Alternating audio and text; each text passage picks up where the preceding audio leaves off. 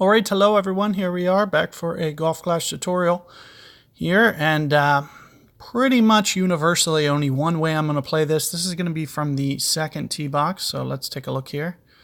Get our screen right tool, our screenshot, and this is the second tee box. There's pretty much just one way I'm going to play this, and that's because Max is typically up here pretty high. There's almost, no range of issue where you're going to run into a problem hitting this shot. And if you want to know the shot that I do, it's pretty much identical to the one that I mentioned in the first tee video. And this is just kind of a modified version of that shot, because from the second tee box it just kind of comes in a little bit differently. So what I'll typically do for this one is kind of bend this hill. So you'll see me kind of take this line and then bend it back down towards the hole for a possible hole-in-one. And I was able to get this one very, very frequently. It was basically a 50% holdout rate for me in the tournament. So if you guys do want to see my method, it is in the expert guide from Eagle Peak Fall Major and hole 7. So very easy to do well on this hole, pretty much universally across all winds. Basically, the player that's going to win this hole is the one who can anticipate the wind effect and apply the correct amount of curl. What you'll pretty much always do is max your right spin on this hole. So no matter what, you'll always use max right spin. So additionally, let's just take a look. And, as I mentioned, this is the only way that I play this hole. So, that's what it's definitely one of my more favorite tee boxes. And for these side wind cases, somewhere in the neighborhood of 4.5 backspin, tailwind, start to crank it up towards 5, to as much as, 5.5, 6 here. Just depends on how strong the wind gets. And what I'll typically use for the headwind, it's more like 4, 4.25, somewhere in that effect. And I'll just try to land, right around here. Should pretty much do the trick. So let's talk a little bit about priority here. So sniper, ideally, a sniper 8 is going to be the safety level. If you don't have one of those, then you'll just want to bring a Guardian. Guide really isn't important on this hole. If you can just follow this wheel, you won't need much guide for this hole. And you can get away with quite a bit early. Guardian 4, for instance, you'll be okay with. Guardian 5, somewhere in there. You can even get away with a Guardian 2. So I could write that as low as, Guardian 2 there. And you'd still technically be okay, but once it gets to, I believe, a 4, you start to get a little bit more of a power increase, which makes it a little bit more manageable, a little bit more favorable. In terms of a hammerhead, we're probably looking at a hammerhead 6, which is, very low percentage club. And then in terms of Cataclysm, I forget if it's a 4 or 5, wherever that first increase from like 50 backspin is. It's either a 4 or a 5. And that'll be kind of your minimum level, because if you get this tailwind case and you don't have at least that minimum 50 backspin, you'll have to avert, going for this shot, which, you can kind of skip down to this fairway.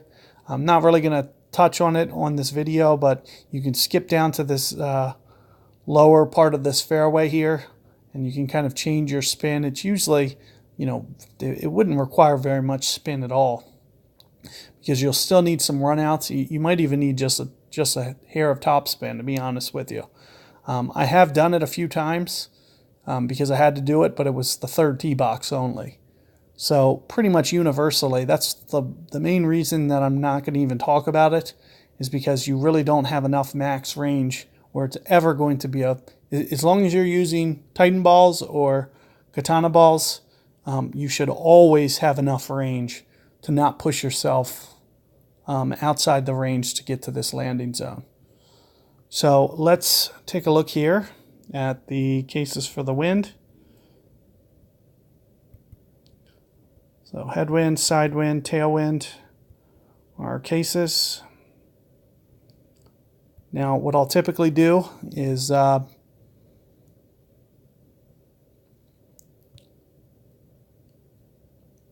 usually use pretty much max here for this tailwind case.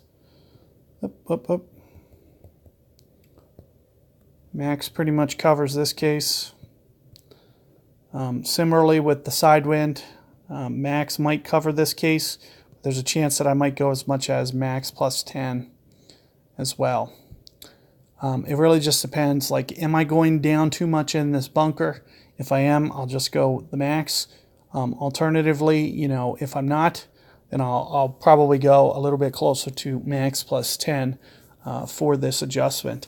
Most headwind cases, I'm going to go at least max plus 20 minimum. If it starts to get up, you know, I'm going to go max plus 30. There would be a chance, a slight, very small chance that you would ever need max plus 40%, very isolated case. It'd have to be an out of control wind. So you're pretty much going to be looking at max plus 20, max plus 30, which usually takes ring-wise up to kind of the middle of this green, which isn't too bad. And you should be able to, you know, as I mentioned, you know, maybe need one ring of power, very, very little in pretty much all cases. So I'm pretty much going to go for this shot and just risk it, because the likelihood that I can either make the hole in one, leave it a yard, or keep it inside 4 yards, worst case scenario, is going to be very, very high. I won a lot of these shootouts. Every time this hole came up, I might have lost maybe once or twice all week during the tournament. So it was a very, very small percentage. It was very easy to master the shootout using this. The only other thing that I need to mention is, you know, kind of the technique. So what usually ends up happening is you don't usually see this ball guide the way that I'm showing here. This is just what you want the shot to do. So even with max right spin, what we're usually seeing is some variation, and it'll look like it's hooking over towards this left-hand side here after it plays. So it'll be kind of offset towards the left. So if the wind is, for instance, you know, kind of pointed this way and it's very high, maybe I won't curl it at all. If it's this way and pointed very low, maybe I'll just offset my curl just slightly towards the right, not very much.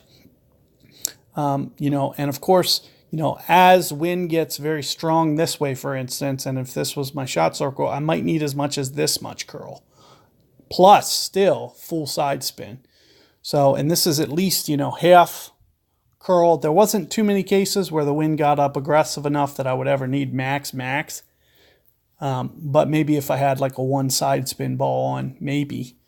And we're talking about a really isolated case where I would ever need to go full phone curl here. It's very, very controlled wind from this tee box, and it's a very easy shot to master as well. You know, very high probability of success with this shot. So good luck with this. You know, hopefully you guys can master it well, and see you guys on the next guide.